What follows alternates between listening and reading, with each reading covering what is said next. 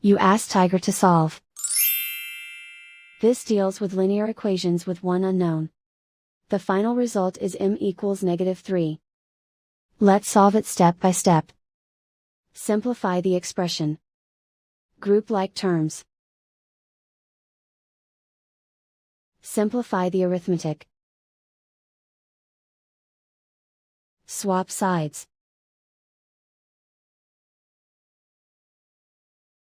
Group all constants on the right side of the equation. Subtract 7 from both sides. Simplify the arithmetic.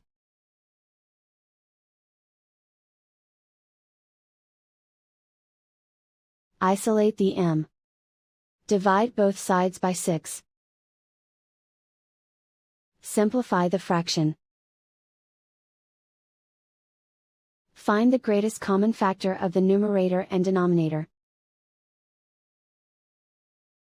Factor out and cancel the greatest common factor. And so the final result is m equals -3.